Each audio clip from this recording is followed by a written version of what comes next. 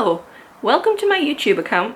We like to talk about books here, or if you're not new here, hello! Welcome back. We're being really quick today because I'm meeting some friends for a nice little walk.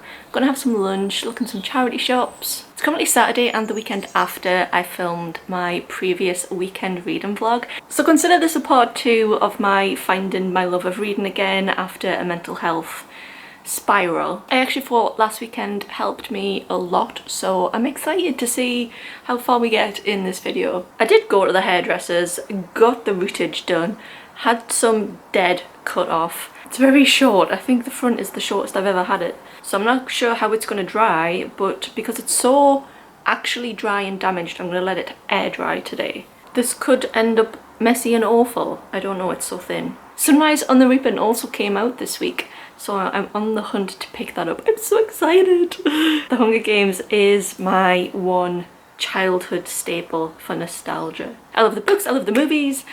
I'm so excited! At the end of my last vlog, I had started reading The Fiancé Farce by Alexandria Bellfleur, and I'm still currently reading that. I'm now halfway through.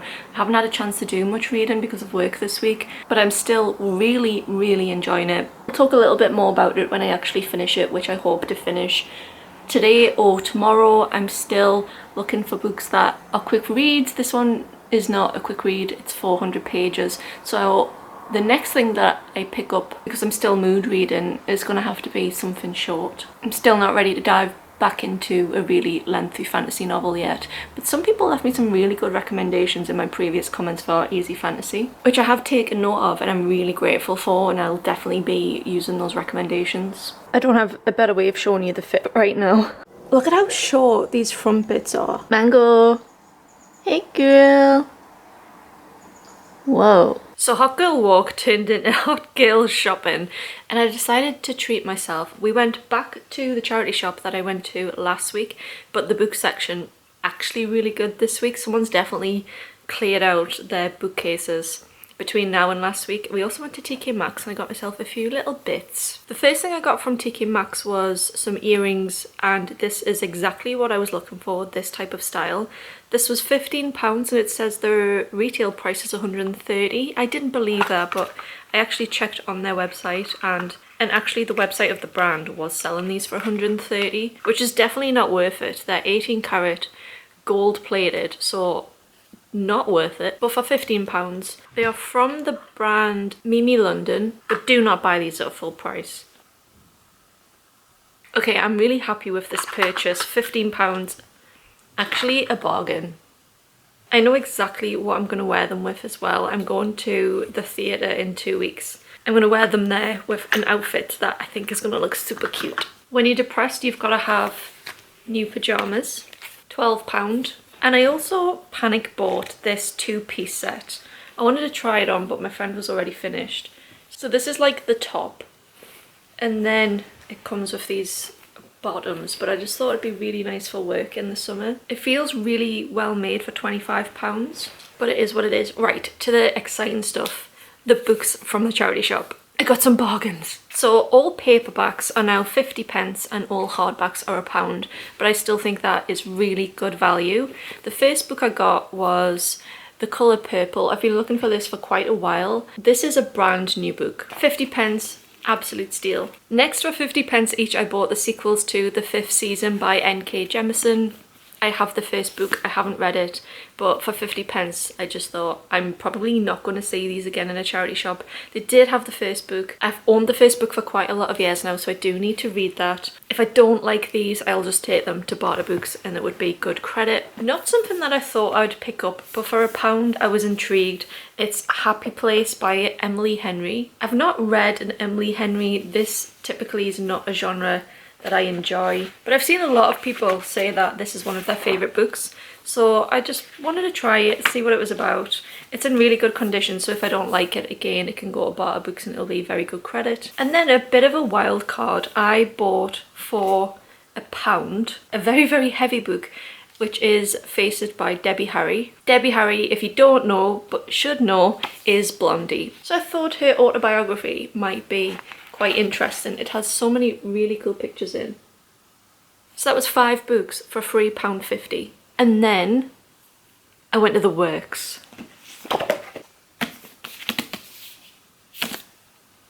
I'm so excited.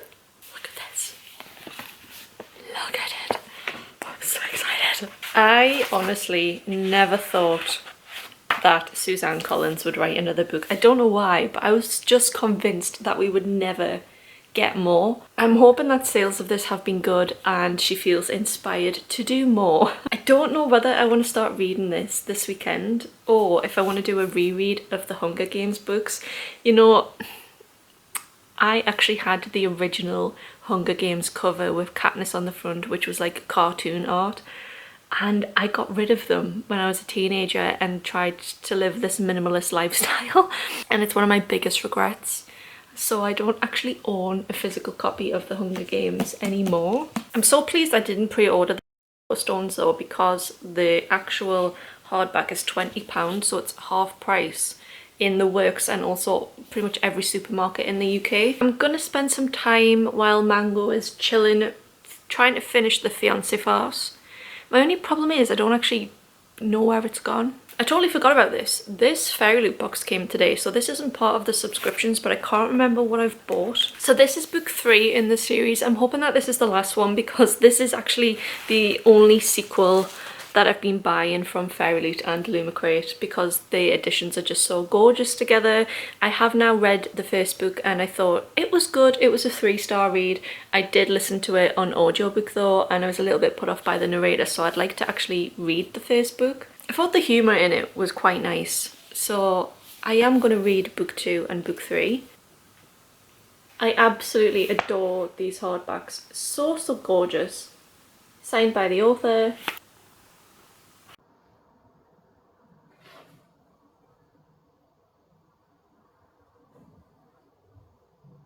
I'm getting ready to film my first unboxing video in 2 months and I'm really nervous and I'm hoping this doesn't come through in the final product, but I kind of feel like making content of unboxings and making vlogs is totally different. People watch my vlogs generally because they're interested in like me and they watch my channel and they're very supportive, and the algorithm doesn't really pick my vlogs up, so I know that it's mainly my subscribers who are watching those, but my unboxing videos get pushed slightly out by the algorithm sometimes, and that's where a lot of the awful comments come from. I don't think I've ever had a negative comment once on my vlogs. I'm just finding today a bit nerve-wracking. I feel this ridiculous need to look my best, and to be my best I've spent 45 minutes trying to pick an outfit, which I'm never usually like this. I usually really don't care, but I really want to do this because I know that this content is the one that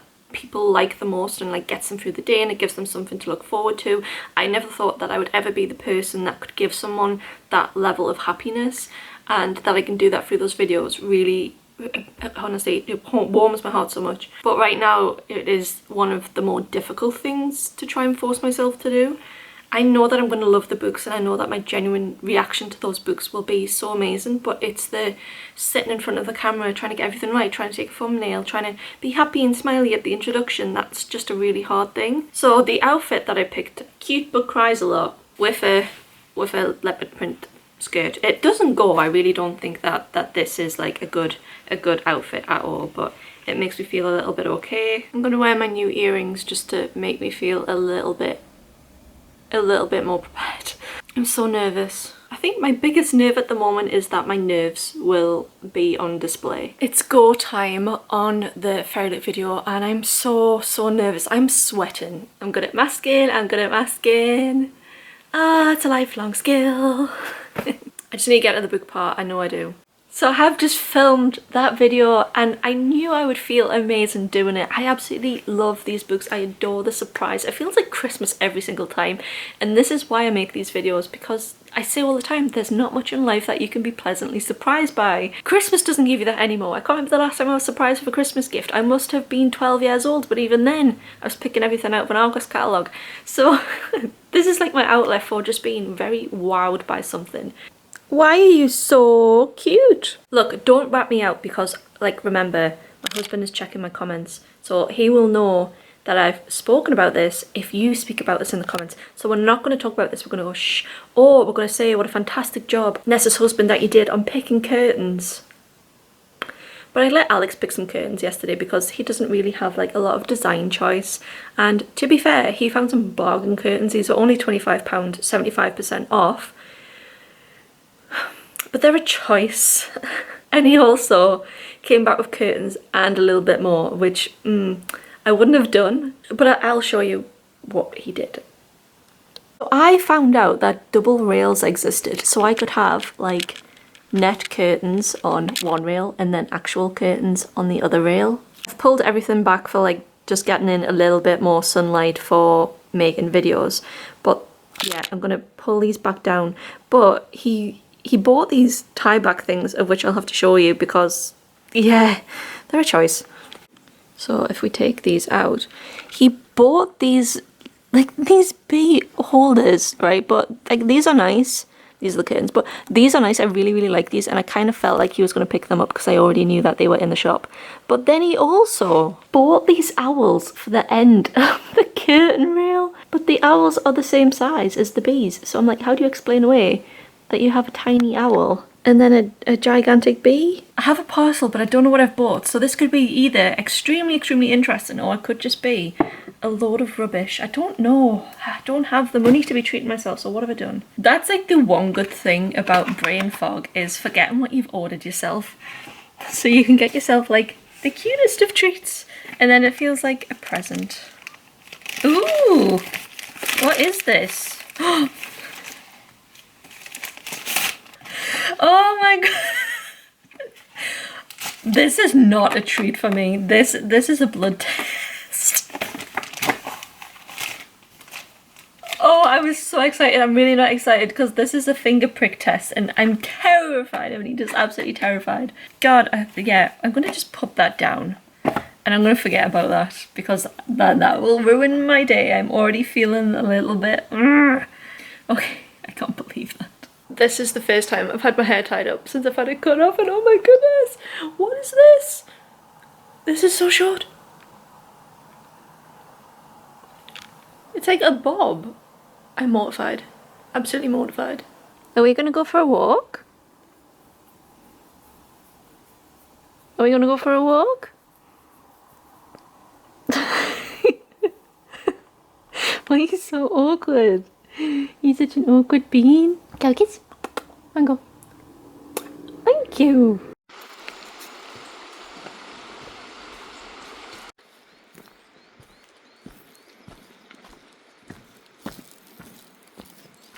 What nice hot water is.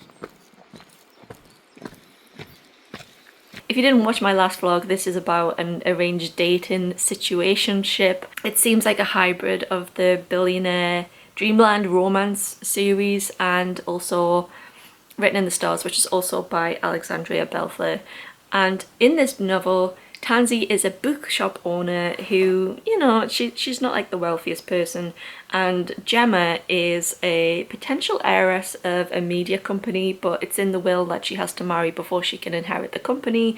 And Tansy pretends that Gemma is her girlfriend after finding her influencer social media page, and they come together and find a mutually beneficial fake engagement ship situation. So my plan for the rest of this vlog is to finish this book. It's still currently sitting at a 5-star and I'm really enjoying it, as I did with Written in the Stars. And I want to read Sunrise on the Reaping. I want to finish this. All of my besties have finished this and read it, and I'm dying to talk to them about it. So this will be my next read, and at that point I'll finish the vlog. And yeah, I'm hoping for 2 5-star reads in this vlog. I think that'll be really good. So I did actually realise I forgot what the plot was of A Ballad of Songbirds and Snakes, so I did have to look up the quick summary, and I forgot how good it is. I always get really nervous with prequels because you kind of know the outcome and you know the ending, so how do you like keep it really good? And I think they definitely did that with that sequel. We obviously know the outcome of Sunrise on the Reaping. I'm hoping it's going to be just as good. I really can't wait to read Haymitch's story. I'm so pleased that that's what she went with. I saw someone on TikTok saying with this book she's written about all of the District 12 winners, there won't be any more Hunger Games books. And I do kind of feel like this is probably Suzanne Collins done with the Hunger Games, but I really hope that it isn't. I would love more. I would even love sequels with Katniss in. Just show me what they're doing. Show me what they're up to. In my heart, this tells me that this is the final book we're getting in this universe. I really want to savour it. I've heard really mixed things about it. I've heard that it's incredibly sad, but given what happened in the third one, I haven't read that book since I was like 15 when it first came out, because it genuinely, I was so upset with what happened to some very key characters in that, and was like, I can never read this again. Can't even watch the movie. I can watch the first two, but I can't watch the movies based on the final book because the content of the final book is just too destroying for me. So I know that Suzanne Collins has the ability to do this. I watched the Ballad of Songbirds and Snakes. I didn't read the book, but I watched it when it was already like on streaming. It had been out for about maybe a year and a half or 2 years by the time I watched it, because the ending of the Hunger Games for some of the characters, I was just like, I can't do this anymore. I can't deal with this author. I saw this TikTok and it was talking about Sunrise on the Reaping, and it said finishing, then immediately putting on the shelf for the rest of my life because I'll never put myself through that again. And I am terrified. I'm only on page 5 and already I'm having a very tough time. It was the geese. I've read 2 chapters of this book and already I am too fragile for life. Knowing the end of Haymitch's story is making this so much worse because I've got like anticipatory dread. I've always thought that Suzanne Collins did a really good job with Haymitch's character. I actually really liked that his character battled so much with alcohol, because that was not something that is usually spoken about in young adult novels. You're not really exposed at that age in literature, in typical young adult fantasy and dystopian, to a character whose life is ravaged by trauma and they resort to really unhealthy coping strategies like alcohol. And knowing I'm about to read through all of that trauma,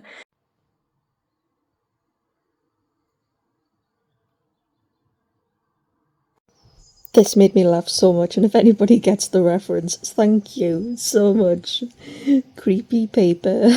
I'm about a sixth of the way into it now, and honestly I can't put this book down. I am beyond stressed reading this, and I read a chapter and then I have to put it down for like 20 minutes and then just scroll TikTok. It's mostly Hunger Games related because my phone knows what I'm doing, and I'm just scroll, and then I go back to it, and then I talk to my friends about it. I'm like, wow, like all of this stuff, and then I just end up scrolling again. Also, can we talk about how this book cost me £10 for a hardback book, and it has foiled hardcovers, and it also has like end paper art, and I know it's not like Fairy Lit standard, but £10. This is how much this book was when this came out on its publication day across most of the UK. I was going to wait until the paperback came out, and then I saw that it was only going to be £10, which is, you know, sometimes less than a paperback in the UK right now. The postman's been this morning, and I actually did get myself an actual present after the failure of the blood test, which I still haven't done because it just seems like an absolute nightmare. And I thought, you know what, I deserve to treat myself, and I don't have a bookmark which I particularly go to and really like, and I was scrolling through TikTok and I found this account called Sonnet and Fable, and they were selling really nice bookmarks. And if you know me at all, you know that I absolutely adore stained glass, and this is what these bookmarks are in the style of. So I didn't know which one to pick. They did have some based on popular bookish fandoms, and I just wanted to get a really neutral fantasy looking one. So I got this sword one. Absolutely adore this. Now I did have to pay quite a bit for shipping for this. I think in total this came to £15. I think the actual value of it is only like €8, but because I had to pay for shipping from Ireland now, the actual bookmark itself that I've ordered, because it's supposed to look like stained glass, it's clear. The pattern clearer when you've ordered it. I just think that's such a good idea. I'm going to be using this one going forward in my Hunger Games book. It's been a hot minute since I sat down to update this vlog, so I do have my food with me just to keep me going because this is going to take a little while to film. It's mac and cheese. It was the whitest sauce I've ever seen. Thought I'd put a little bit of paprika on it just to make it a little bit better, and then realised that it didn't have like a top on it, like shake, and just dumped so much smoked paprika on this I didn't even realise it was smoked. I got to page 84 in the new Hunger Games book. I actually stopped when I got to the names page of the tributes. Some of these names I just can't. They've spoke a lot about the District 1 boy who is called Panache. I know they're like named like after like or like with references of the district that they're from. Panache. District 4 is clearly like the maritime one because somebody's called Urchin. And then on the back you've got Ryan and Clayton. Hamish has just got to the capital, and I got to that point and it started getting really sad already, and I was like, I need to stop. So ended up finishing all of the 200 pages I had left of this book to stop myself from going back to Sunrise on the Reaping, because I was just like, I'm not emotionally prepared for that. In the end, I did end up rating this book a 4.5. I really enjoyed this. It wasn't quite as good as Written in the Stars, which I 100% recommend. This one I still recommend. I'm on the lookout for more books by this author. I've actually been in Waterstones this week, and I was going to use my Waterstones points on book 2 and 3 in that series that Written in the Stars comes in, but my local Waterstones didn't have them. I highly recommend this if you are a reader of sapphic romance. This has to be a staple on your TBR. There was also a moment which was really funny because it mentioned Geordies really randomly, and we're not that well known. I don't think not a lot of people know what a Geordie is. I think I'm going to keep this on my shelves. I'm in two minds. I don't think I would reread this, but I like having it just to recommend to people. I don't think that this is going to be the only time this book features on my channel. And it was actually a really good balance to reading Sunrise on the Reaping, which is just, oh, it's devastating. So I was back in my Hunger Games era in full swing, reading Sunrise on the Reaping, and I decided again to try and procrastinate a little bit from actually reading the book. I decided to watch the Hunger Games movies, and I actually stayed up till 2 o'clock in the morning one day watching the first and the second movie. And I'm not a movie person at all. I haven't watched these movies probably since they came out, and I forgot how good they were. I remember watching them initially when they came out, and I was really disappointed because I felt like when I was watching the movies that they were really shallow and didn't really capture everything that was great about the books. But when I was rewatching them now, I totally did not appreciate how good the acting was. I love the cast so much. Yes, it doesn't cover like the ins and outs of all of everything that the book mentions, but it is enough, and I feel like they really made that their own. One of the things that disappointed me most when the movies came out was Hamish didn't feel like the Hamish that I was imagining. And I did Woody so bad because he's just phenomenal at bringing Hamish to life. I was absolutely hooked watching these movies, and that's really rare for me. I'm not a movie person. Movies are my least favourite medium of media ever. And when I finished the first movie, I was so tempted just to restart the whole thing all over again because I enjoyed it so much. The thing that made me laugh so much was like them trying to sell Peter on being able to paint himself like a tree and a stone because he makes cakes.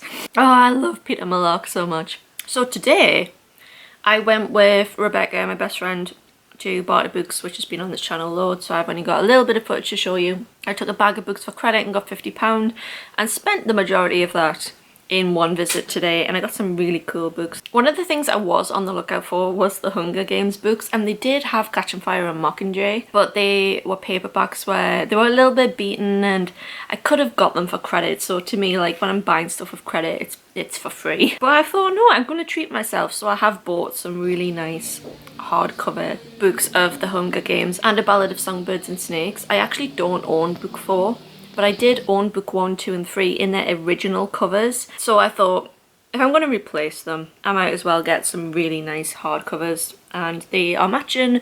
The new book doesn't match, which is really frustrating. I can't wait to give them a reread, if I'm honest. I just need to make myself so brave for the end of Mockingjay. But with my credit, I think this came to about £40. I got Baby Dragon Cafe, which is in really, really good condition. That was £3.60. Most books in Barter Books are £3.60, but I noticed today that some were in excess of £5 for a paperback. So their prices are going up. I got Cemetery Boys. This is a young adult novel which has been doing the rounds on YouTube for many years now. And it's also, it seems brand new. I got Electra by Jennifer Saint. I got Gardens of the Moon by Stephen Erickson. I think this edition is about 25 years old. It's not the cover that I was looking for. But this is a book that I've been looking for in Barter Books for a very, very, very long time. This is epic fantasy and it seems very of the scale of Wheel of Time. Lots of people really recommend this. This is still being printed brand new to this day. Anytime I ask for adult high fantasy recommendations, and this is mentioned at least once. Icebreaker by Hannah Grace. I could have got this in the works for £5, but I got it for free. Go math. I'm not big into like ice hockey and stuff and American sports, and I'm specifically not liking anything to do with ice because I went ice skating one time and broke my arm in 3 places, and it was horrific and horrendous. And I still have dodgy, weirdly set bones to this day. So I get a bit sweaty when I think of ice skating. But, you know, everybody talks about this and I just want to be involved. Next book is The Notorious Virtues by Alwyn Hamilton, who is the author of a series that I really love, Rebel of the Sands. Really enjoyed that, spoke about that a lot on this channel. Rebecca found this one in the young adult section and had already bought it, so I picked it up. I think this is newly published. Yeah, that came out this year, so someone's obviously like bought this, read this and donated this straight to Barter Books. Thank you for your service. It's a young adult novel and it seems like trial based, something to do with inheritance. I don't know why, but something to do with trials and competitions, Hunger Games. It all comes back to that, and I just feel like we're back in 2008 for many, many reasons, but to me 2008 was the golden age of literature. You just had to be there to witness Twilight and then subsequently the Hunger Games. Adults weren't having a great time, but as a kid I was absolutely having the best childhood. The best books, the best music videos, amazing fashion, I don't care what anybody says, Tumblr, staying up all night to play The Sims 2. Oh, what a childhood. I also got, I'm not going to pick them up because they're massive and they're well balanced here. I got The Book of Dust and The Book of Dust Volume 2 by Philip Pullman. They were a little bit expensive. I think they're like £7.50 each. But again, credit. Companion books to his Dark Materials. And I think that one is set before the series and this one is set after the series. There's a 3rd volume coming out this year, I think. Rebecca's husband actually said to me, you can find cheaper doorstops than them. So that was my little Barter Books trip. And then we stopped off on the way home at a cafe. I had some lunch, which you are going to think looks absolutely revolting, but it was pan haggerty pie. Pan haggerty apparently is a traditional Northumbrian dish with potatoes, cheese and onion, and this was all put in like a pie format by the cafe, I think it's called the Running Fox. And it was in the middle of absolutely nowhere. Cutesy village vibes with very expensive houses, but we saw some ducks. They're coming, Katniss. They're gonna kill everyone. And in District 13, you'll be dead by morning. He's warning us. That was a warning. Yes.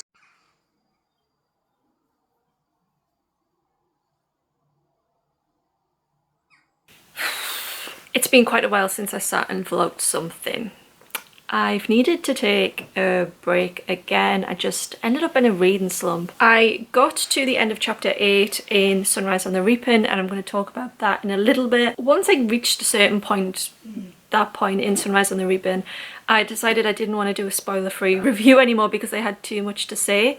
So I put a poll on Instagram, and 70% of the people who responded would rather see a spoiler video about reading Sunrise on the Reaping. But I reached a point where I was like, this is too heavy for my little brain at the moment. And I'd watched all of the movies apart from Mockingjay Part 2 and really enjoyed them. I was really, and I still am really in like the headspace for the Hunger Games franchise. I'm looking forward to the movie coming out next year. But I did kind of feel like going into Sunrise on the Reaping, I wanted to savor it. There was so much going on that was giving me genuine anxiety.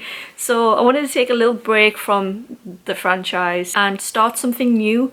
So I looked into what books are like The Hunger Games that I might have on my shelves. One of the recommendations was Law by Alexandra Bracken, which is a humongous book. This is 550 pages. This was recommended as being like The Hunger Games in the fact that there's something called the Aegon. I don't know how to describe it. The concept is absolutely bizarre, and it's the concept that's keeping me reading this book. I'm 244 pages in. The idea is around the descendants of the Greek gods, like the human descendants. Every so many years there's these games where the Greek gods are put on Earth and they're hunted by their descendants, and they can claim the power of the god themselves. So like if you kill one of the gods, you can absorb their powers and become like the new Aphrodite. But some of the original gods are still alive, they've never been killed, but some of them are like have been reinvented into the people who killed them. It's just a bizarre concept. I wouldn't say at this point it's anything like The Hunger Games at all. There's no like commentary like what The Hunger Games has. I wouldn't even say there's any concept of like games at this point. It's just like power play and taking out revenge, and the pacing as well. I can't recommend this book at this point for its pacing. At this point here, the book had only like a couple of hours had passed. She'd basically gone and done something and then came back. That much of that was that and building up like the world. And I just found this incredibly boring to that point.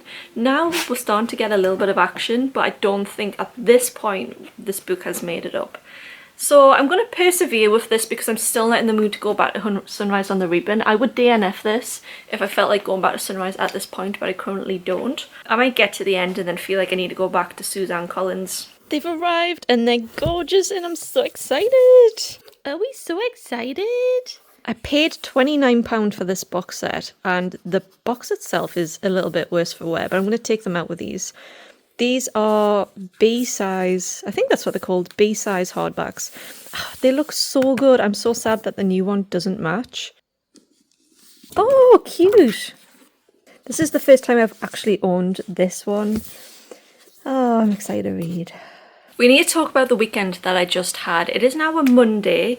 It's been a little over a week since I last filmed anything for this vlog. I don't know what happened on Friday, Saturday and Sunday, but things happened, and you know how I started this vlogging journey, like I'm in a reading slump, I don't know if I enjoy reading anymore. I have so much to share with you. So I finished Law by Alexandra Bracken. It was like okay, I gave it a 3-star, but I kind of wish that I did DNF it. It was quite predictable. If you're looking for a book that's similar to The Hunger Games, I would not pick up Law, which is what everybody's recommending. Instead, I would pick up All of Us Villains, which I have and I can't get out. That was a brilliant 5-star book. Not as good as The Hunger Games, but it's a really good book if you're on like a come down from The Hunger Games and want something similar. So yeah, we finished Law. Then I didn't know what to pick up next, but kind of wanted something really good. And then I saw this on my shelves and I started reading this last year in November, and I got to page 250. This is a 600-page book. Then stayed up all night finishing this book. This is so good. So I've only read one other Cassandra Clare book. I'm not a fan of Cassandra Clare. I'm aware of the plagiarism and the other questionable things. I got this in Fairy Loot, then I got the paperback as a birthday present, and I wanted to read it because it sounded something like up my street, bearing in mind that I don't really like Cassandra Clare. I've read Clockwork Princess, I think the first one when it came out, but I haven't read any of her other works. I rated this 5-star, unfortunately. I really want to not like this, but the plot was excellent, the writing was phenomenal, the pacing was epic. Swordcatcher, I have to recommend. If you got it in Fairy Loot, you should read this. I don't think it's going to be for everyone. It's very long, not a lot happens for the length of the novel. Lots of people are like, where's the romance? I wasn't bothered about that. This book was the first book that I've read where there's like a male friendship, and I have just been in love with them. Absolutely in love. Never read anything like it. In this book, the main character is Kel, and he is an orphan and he's recruited by the royal family to become the sword catcher for the prince, who was an only child. So the sword catcher is like the prince's body double. Nobody really knows that he exists, and people think that he is the cousin of the prince, but actually he's like hired to be acting as the prince in certain risky situations, and they grow up together, they share the same bedroom, they do everything together, they have this like brohood going on, and it's beautiful. The other character is called Lynn, and she lives in a gated community. She is the Ashgar people. It's very clear that this is based on Jewish history and Jewish folklore. Cassandra Clare herself, I know, is an Ashkenazi Jew, and she wanted to write some of the magic of Jewish history and folklore into this novel, and I think it actually works really well. Lynn is a physician, and she does not like the royal family at all. Kel and Lynn end up getting sucked into the games of the criminal underworld of the city and the risk that that might pose to the royal family. It's very political. I really liked it. It's like society gossip, there's mystery to it, there's romance, there's longing and burning, slow burn.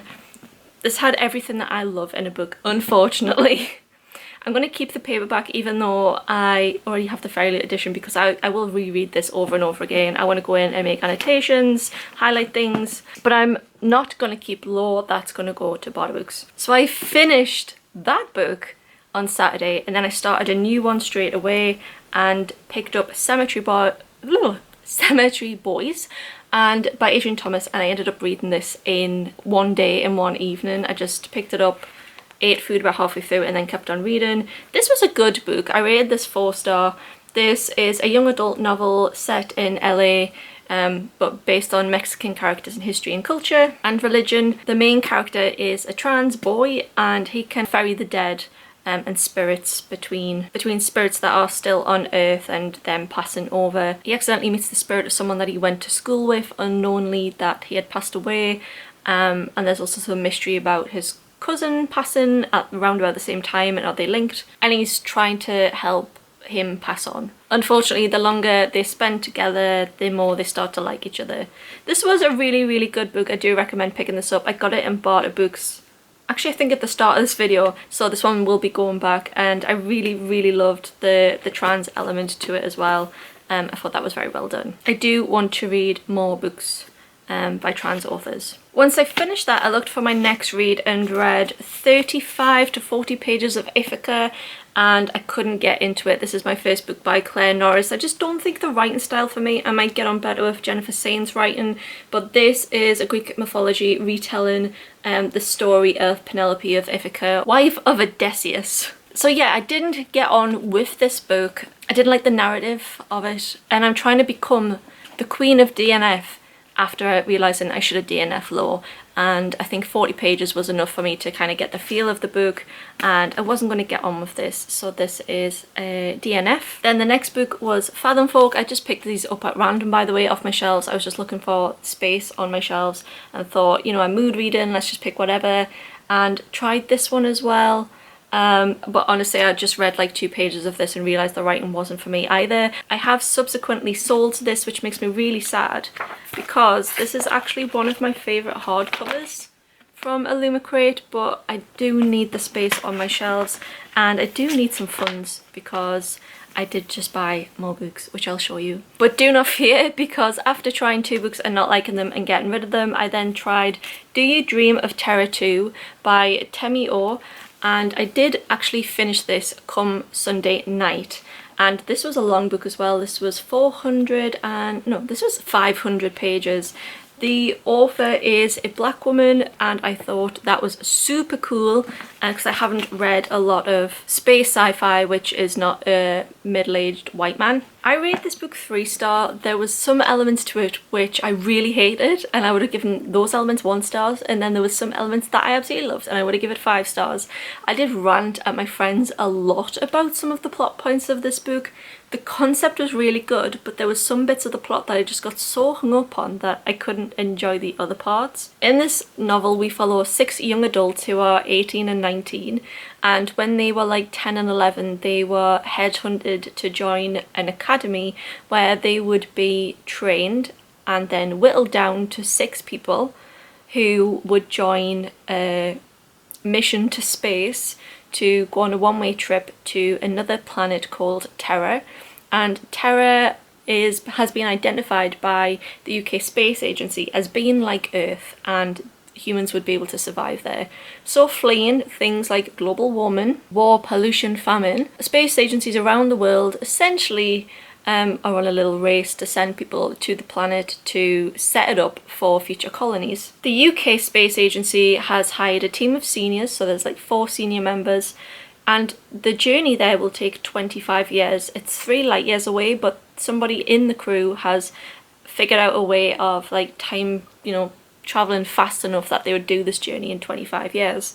So the seniors of the crew are unlikely to survive either the whole journey, or they would arrive there and they would be too old to do anything meaningful. So they have to send children or young people to Terra. So they have to train literal children so that when they become adults at 18, they're able to take this journey, reach the planet, and then they'll have, you know, decades to do their work. And of course, if you send a bunch of 18-year-olds to space, they're gonna struggle. They're not gonna get on. And they're gonna, you know, not act in maybe the most professional way that you would expect an astronaut to act.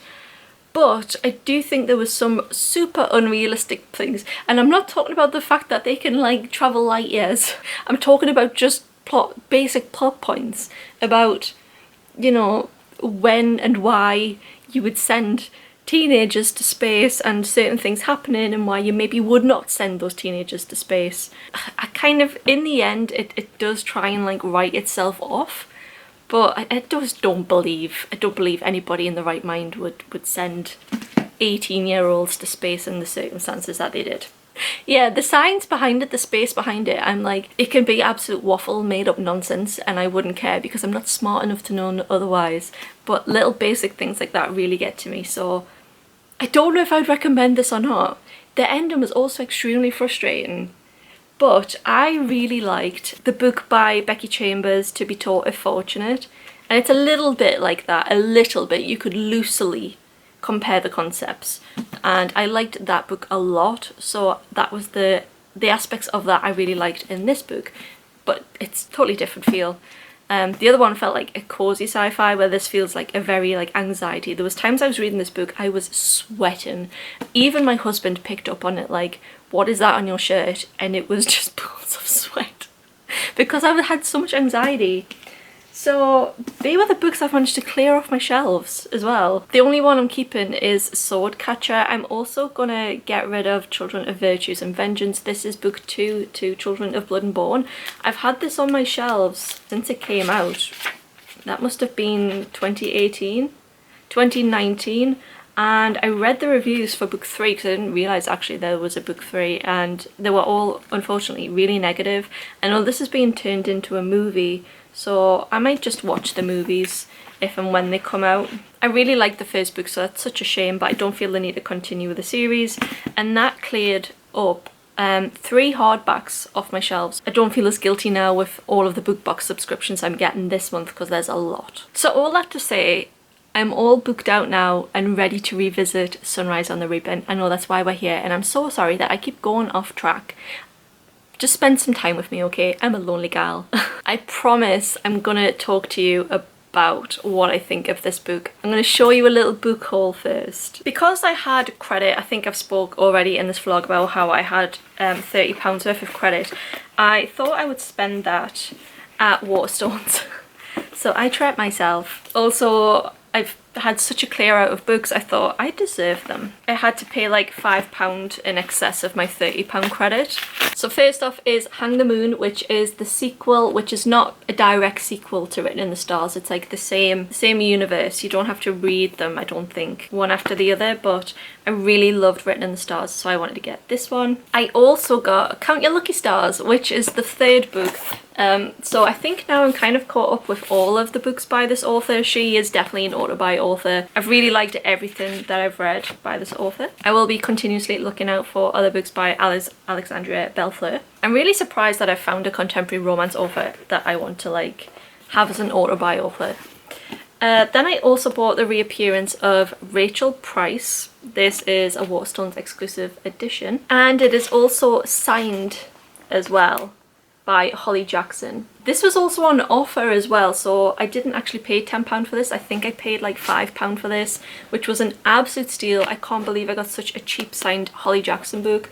I really love A Good Girl's Guide to Murder. 5 stars for every book in that trilogy. So I'm super excited to have a signed Holly Jackson book and to read this as well. What a bargain, what a steal. I wasn't going to buy this book, I was just waiting to find it at Barter Books, but how could I not? And then, because I thought, well, if I'm buying all of those, I might as well get free delivery, I bought Paladin's Grace by T. Kingfisher. I've heard lots of good things about this. This is an adult fantasy novel. It describes itself as a darkly whimsical, cozy fantasy featuring sock-knitting paladins, badass perfumers, courtroom hijinks, and a heart-racing romance. The cover, I don't know what it is about it. I think the cover is just kind of funny. It doesn't look like a typical cover that you'd see in fantasy. I don't know what the design reminds me of. It's giving me a bit 90s, like early noughties. And it's Orbit, and Orbit has never let me down as a publisher. Always enjoy Orbit books, so yeah, that was one I wanted to add to my shelves. I feel like this vlog is a lot of buying books and getting rid of books and books coming in and out of my shelves, constantly changing, but I'm happy. This vlog is brought to you by my lovely members. I currently have Kristy and Rebecca who are helping to keep this channel alive and these subscriptions ongoing. There's only 1 tier of membership right now and it currently gives you earlier access to videos on this channel. I adore you so much. This is the end point of the spoiler-free part of this vlog, so if you are leaving me right now, thank you so much for watching and it's been a pleasure to keep you company. Going forward, we will be discussing spoilers of Sunrise on the Reaping. I really hope that you're only watching this because you have actually read this book. Don't spoil this for yourself. Please read it and have a lovely experience. But thank you if you're leaving. It's been an absolute pleasure. I am at the end of chapter 8 and we're at the point where Haymitch has just been for his like first training session, and I did not see the thing with Beatty coming. So Beatty's son is obviously revealed as one of the contestants in the Hunger Games.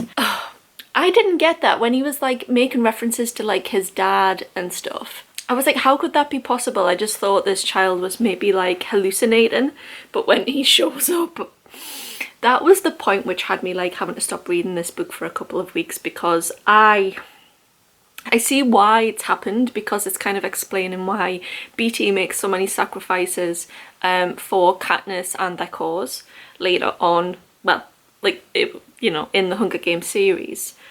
I am truly devastated for him because there is only one outcome for his son. And I'm thinking it might be like a little throwback to Rue, and that would explain why Haymitch has the connections that he does later on in the series. I was quite surprised by Mags turning up and also Wiress as well. It's really good to see them. I didn't actually think there would be any characters in here that we knew apart from Haymitch and Snow. So I'm very excited, but I actually, you know, I should have thought about that. I'm so mad on reflection, but I clearly didn't give this book too much thought because, so of course he needs a mentor. They would have to find that from other winners in other areas, so that makes so much sense. And again, it's very obvious why those ones have been chosen. I would love to know whether Suzanne Collins knew when she was writing the first 3 books, if in her head that was the connection between Haymitch and the people that he was able to get on board in Catching Fire. Haymitch is always described as a loner, an outsider, not really interested in the other victors when they meet up every year to like train people, so it makes so much sense. I didn't see the death of Luella coming. That was a big shock as well. I really enjoy Maisie. I didn't at the start, but I think she's going to be a really strong character in this book. Wyatt as well. I'm not really a fan of Wyatt. I think the casting has already been announced for a lot of these people at the point that I'm filming this, and I'm so super excited by the casting announcements. Maya Hawke as Wiress. I'm also extremely interested to see how Plutarch's storyline goes in this novel, whether we start getting hints in it for why he also becomes what he is in Catching Fire. We still haven't started the games yet, and I'm over a quarter of the way in, so I'm curious to see what the games are going to be like. I have absolutely no idea. I haven't seen any spoilers for what I think the arena is going to be like. But this is the 50th Hunger Games. So maybe something big, like a water world. No, it can't be a water world. What would Haymitch win? How would Haymitch win? I think it's going to be something he can just like hide out in. So maybe like a jungle type game. Or maybe he wins by complete accident and complete fluke. I'm not quite sure what I think is going to happen to Lenore. I think she might, well, I'm 99% sure, I expect that she's going to be dead by the end of this book. But I'm not quite sure how. So maybe Haymitch wins by accident. Or wins by fluke, and then his punishment is that they do something to Lenore Dove. We'll find out. I've took the day off work to try and get a lot of this read, so I'm hoping to at least get to the halfway point, and I will check in with you then. I didn't intend to stop after one chapter to make an update, but I've just finished chapter 9 and I felt like I had some things to say. So at the start of the chapter I was very confused, like, why have we set this interaction up between Haymitch and Snow? Because that's clearly, like, you know, there's a lot of like background and information about the Heavensbees, but it was to get Haymitch and Snow in the same room for a conversation, and I didn't really know where that was going, but I think it was all worth it for the dialogue on the third last page where they're talking about the covey and Snow is talking about Lenore Dove, and you can tell he's bitter about the events of Ballad of Songbird and Snakes. And he's talking about the covey and makes reference to, like, you love them, but they, and you think that they love you, but they don't, and how they're, like, sly. At the end, Luella, I'm very confused, but we've just entered part 2 now. I'm going to read on, but I just wanted to comment on that interaction between Snow and Haymitch. I really enjoyed it. I didn't really enjoy the start of the chapter because I wasn't quite sure where it's going, but it's a nice little throwback reference to early Snow. I actually got to the halfway point to the exact page, which is 191, I think, is like exactly halfway through the book. And I'm still really enjoying it. I'm still surprised that we haven't actually progressed to the games part of it halfway through. But I guess the focus is more on Snow and the games themselves and like propaganda issues. Effie has appeared in it, which I assume is like a small little cameo for her part and how she ended up in the position that she was in. She clearly knew Haymitch anyway, in the actual Katniss series. I did forget that her character was changed for Mockingjay and that she actually wasn't in District 13 at any point, and that they did that for the book. And I think that was a way better ending for her character. We've just finished with Plutarch facilitating a call with Haymitch and Lenore, who has been imprisoned and arrested. But I'm literally just at the start of that call, so I'm gonna read some more tomorrow. We're well into the games right now. He's already met up with Ampert. We're on page 246, but I kind of felt like the top of this page was a bit of an omen maybe. If I make it out of the games without killing anyone, that will be a victory in itself, and I kind of feel like he's going to be responsible for the death of some of these people. Maybe it's Lenore, maybe it's Ampert, or maybe he feels like he's responsible. Maybe he's not responsible, but he feels like he is responsible, and that might be explaining some of his behaviour with Katniss. Today is the day that I'm going to finish Sunrise on the Reaping. This book is so different to the others in that what this book is portraying is that the games are an absolute shit show. We are an entire generation before Katniss and the first book in the series.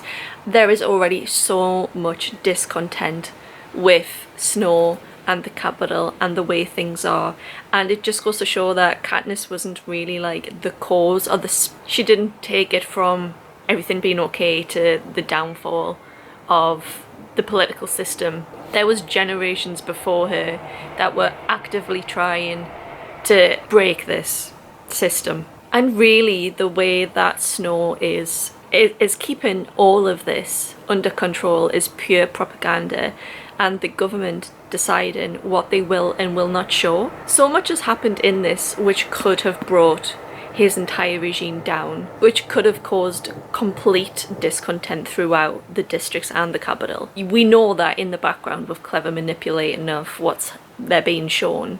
That's not happening. There's discontent in the capital, we know that because of Plutarch. And I'm kind of disappointed that so far we haven't had his reasoning why. I'm hoping that in the last 70 pages we're going to get that. Otherwise, I'm going to need another book. This discontent in all of the districts. And also, I've kind of stopped at a point where I wanted to talk about. So Maisley has died, and we know, because this is a prequel, that probably one of the reasons why Hamish is so disappointed in himself and so hard on himself is because their plan was that one of them two would survive so they could bring down the regime. They could be the poster of, look of what horrors they did to us.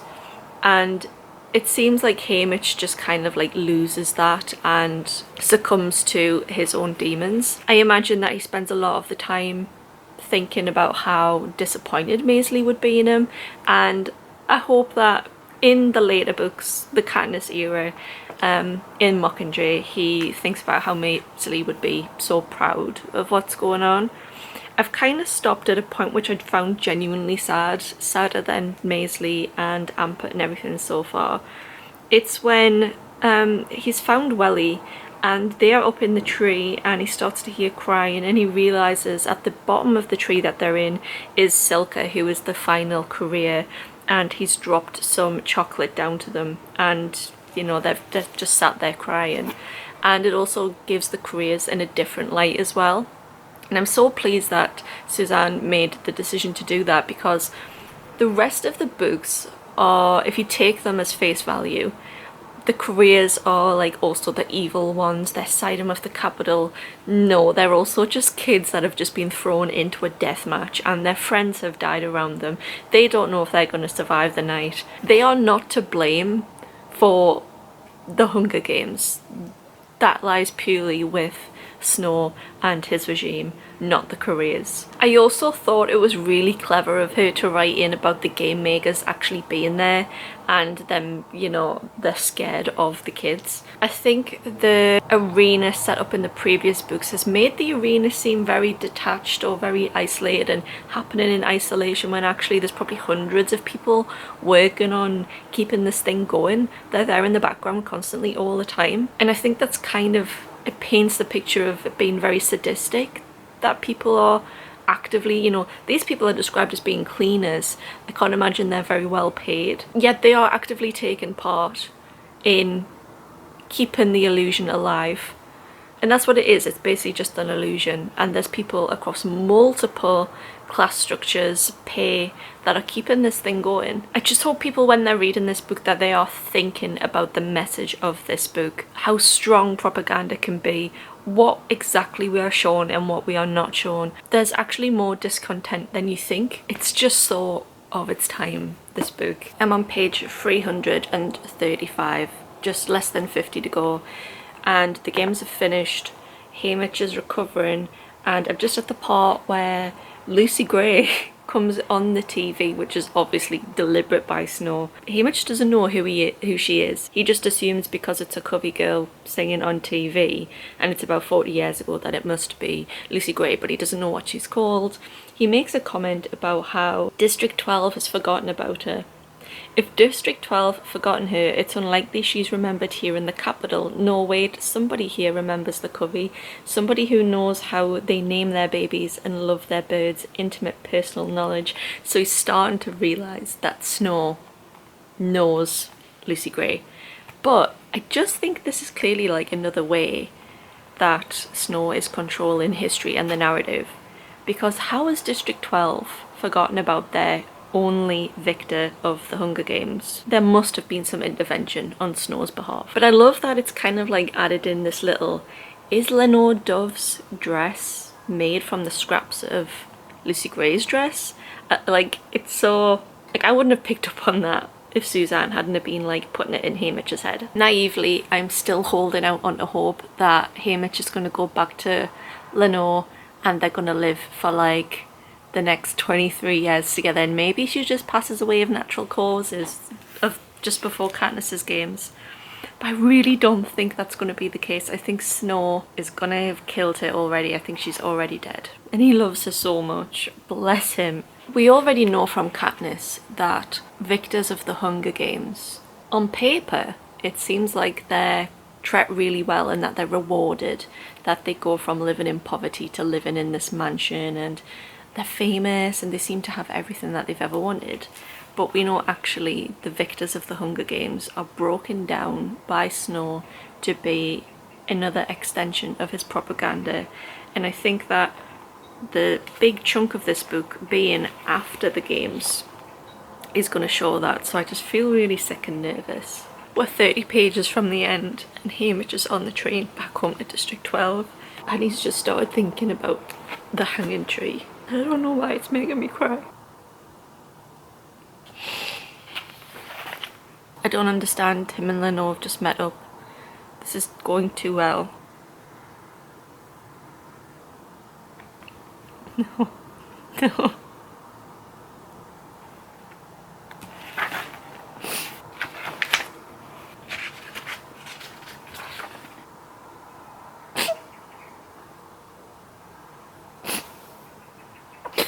I'm on the epilogue.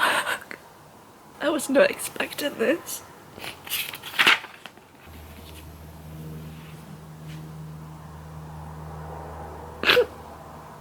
Yeah, I can never read the book again. I don't even want to review it. This is the review.